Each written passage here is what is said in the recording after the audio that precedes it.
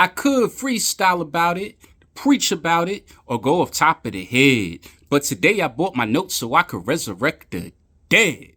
Yeah! Greetings and blessings to my navigators of the seven seas.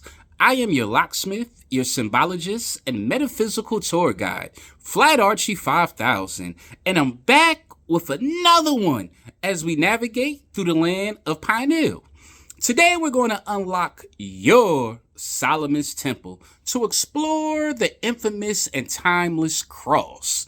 So as always, strap on your helmet and buckle up your spacesuit because we're on a mental voyage and we're about to take off before the walls of Jericho come crumbling down. In the tradition of entering Solomon's Temple, we must use a meditative master key to help us stay on the path of enlightenment. It is these divine words that have a literal, allegorical, and metaphysical message attached to them when understood in its proper context. So today we give honors and respect to an unknown mastermind who once said, "Beginnings can't happen without endings, and endings are always followed by beginnings." Let me repeat it one more time for those of you who may have been stuck in an imaginary time zone. A mastermind of the seven seas told us to never forget that beginnings can't happen without endings, and endings are always followed by beginnings. Go on and meditate on that, and click your heels 3 times while I ring this bell of enlightenment for that powerful meditative key of wisdom as you enter the corridors of your Solomon's Temple. Let's get to it, shall we? No time to waste. Take note, masterminds. When one thinks of the cross, many associate its symbolism with the crucifixion of Jesus Christ, or many simply associate it with Christianity. But contrary to popular belief, this ancient symbol predates man, the man known as Jesus, and traditional religion by thousands of years. The symbol known as the cross has an intriguing and rich history that holds various meanings depending on the cultural and religious context in which it is found. In this context, it often represented concepts such as the 4 elements, cardinal directions, or cosmic balance. Although Christianity is where the cross gained its prominent religious symbolism, it became closely associated with the crucifixion of Jesus and his sacrificial act for humanity's redemption. The cross, particularly the Latin cross, has become the primary Christian symbol. However, it's worth noting that other religious traditions also have their own variations of the cross, such as the Ankh in Egypt, that is associated with life and the human anatomy, or the swastika in Hinduism, that is associated with prosperity, good luck, and the 4 seasons. For it is the cross that represents the union of opposites. For instance, the vertical line represents the spiritual and divine realm, and the horizontal line represents the material or earthly realm. This integration of opposites is also seen in the blending of masculine and feminine energies. Furthermore, the cross is seen as a symbol of transformation and spiritual growth, signifying the quest for higher consciousness. As a side note, likened to Jesus, also known as Yahshua, it is not a coincidence that the scarecrow is tied or nailed to the cross as well. Did you know that scarecrows symbolize the transformative process or the journey of the soul? It represents the transition from one state of being to another, often associated with the cycles of nature. It embodies the idea of transcending limitations, fears, or illusions, and reaching a higher level of consciousness and spiritual understanding. Thus, we see the parallel between the fears and concerns of Yahshua and the transition from the physical realm to the spiritual realm. You see, my master builders of Solomon's Temple, we must also take note that the cross has 4 90-degree angles. Thus, it is 360 degrees in nature. It takes on various forms across various cultures and carries distinct cultural associations. For example, the Latin cross is the most commonly recognized form in Christianity. While the Greek cross has equal length arms, the Celtic cross, with a circle intersecting through the cross beams, has strong ties to Celtic heritage. Each variation carries its own unique symbolism and cultural significance, adding depth to the overall meaning of the cross. We must not forget Baron Samedi, also known as Papa Legba, association to the cross through the crossroads, because this is where things get interesting.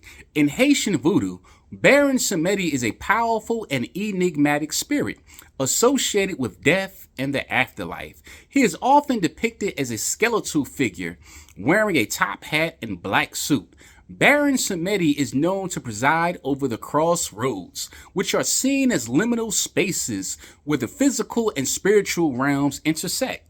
The crossroads symbolizes a meeting point between the world of the living and the realm of the dead, and Baron Samedi serves as a guardian and guide at these intersections. Such is the case of Anubis, also known as Ampu in ancient Kemetic theology, who is the guardian and protector of the deceased and God who preside over the process of mummification. He was responsible for guiding and judging the souls of the dead as they made their journey through the underworld. As the god of embalming, he ensured that the deceased bodies were properly preserved for the afterlife. Take note that one of Anubis' prominent roles was weighing the heart of the deceased and during the judgment of the soul. It was believed that after death, the heart of the deceased would be placed on one side of a scale and the other side would be the feather of Ma'at, the goddess of truth and justice. If the heart was found to be the lighter than the feather, it meant that the person had led a just and righteous life, and they would be allowed to enter the afterlife.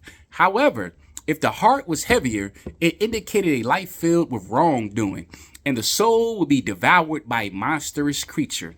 This act is also symbolic to the crossroads, but I digress, for it is in Haitian voodoo. Papa Legba is considered the intermediary between humans and the divine, as well as the guardian of the crossroads. Papa Legba is often depicted as an old man with a staff, and he is believed to hold the keys to communication between the humans and the spiritual world. He opens the gates to the other spirits, allowing access and facilitating communication with the divine realms. The crossroads, in the context of Baron Samedi and Papa Legba, carry significant metaphysical symbolism. They serve as portals or thresholds where individuals can connect with the spiritual realm, seek guidance, and communicate with the spirits. The crossroads represent a space where different paths converge and choices can be made, making them potent locations for magical and spiritual practices. Let's ring the bell.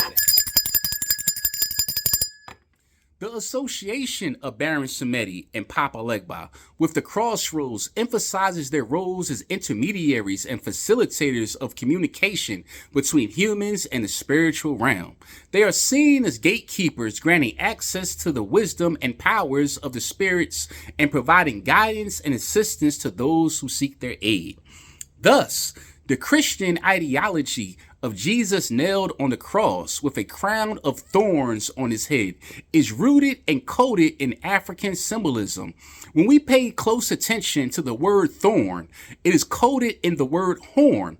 These horns are associated with the Egyptian goddess Hathor, for it is the horns of Hathor that is interpreted as a symbol of the integration of opposites. The upward curve represents the spiritual realm, while the outward curve represents the material world.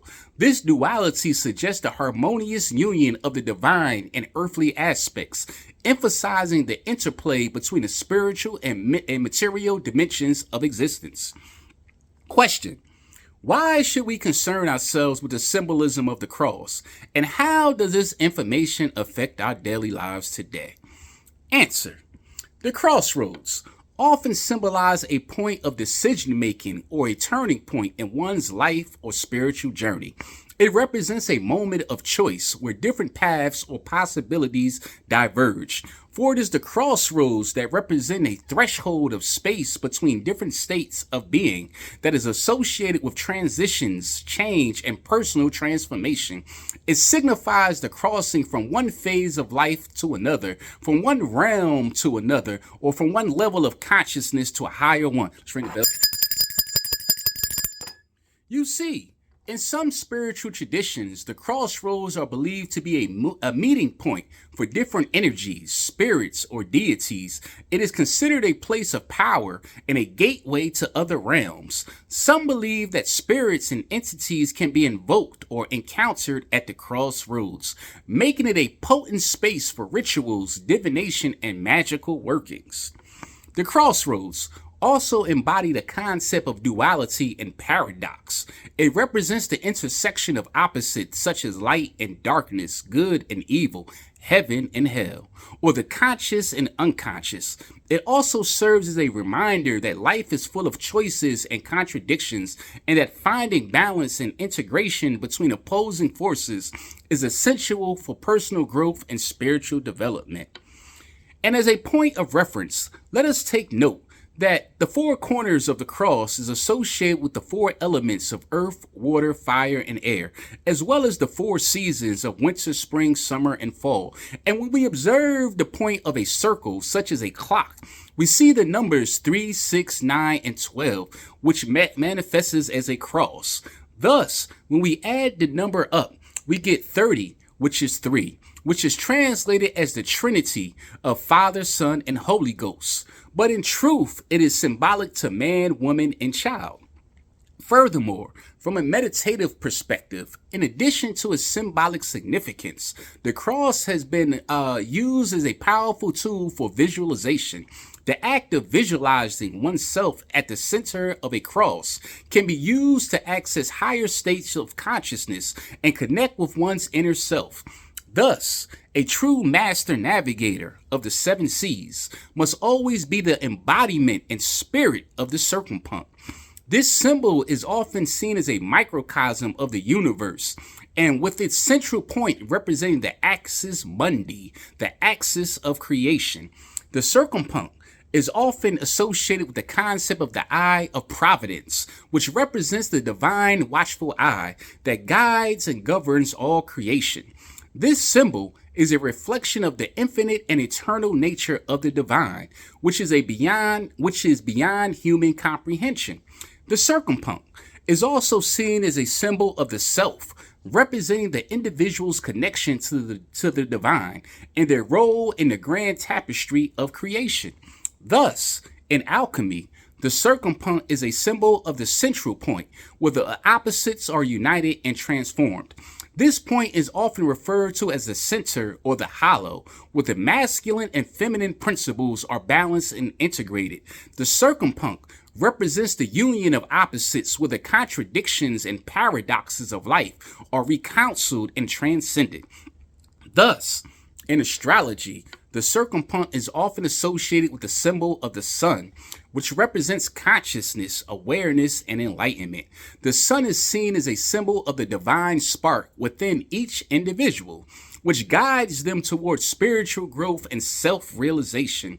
The circumpunct is also associated with the celestial pole star, which represents the guidance and direction in one's spiritual journey. In conclusion, the circumpunct is often seen as a symbol of the individual's connection to the collective unconscious. This symbol represents the shared experiences and archetypes that unite humanity across time and space. The circumpunct is also associated with the concept of non-duality, which suggests that all distinctions and dualities are ultimately an illusion, and that true reality is a unity beyond human comprehension.